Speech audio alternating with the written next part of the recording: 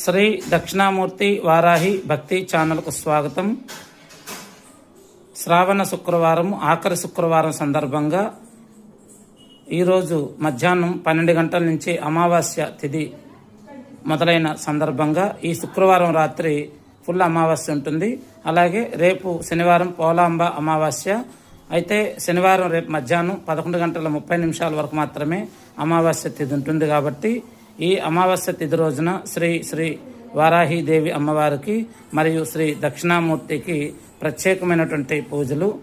చాలామంది ఈ అమ్మవారి పూజ గురించి దక్షిణామూర్తి పూజ గురించి అడుగుతూ ఉంటారు. కానీ నాకు సమయం లేకపోవడం వల్ల నేను అక్కడ ఈ సమయాన్ని కేటాయించలేకపోతున్నాను. మళ్ళీ చాలా రోజుల తర్వాత ఈరోజు ఒక కుటుంబం వారు పదే అడగడం ద్వారా ఈ అమావాస్య రోజున శ్రీ వారాహిదేవి అమ్మవారి ప్రత్యేక పూజ ఈరోజు చేయడం జరుగుతుంది. ఓం శ్రీ మాత్రే నమః.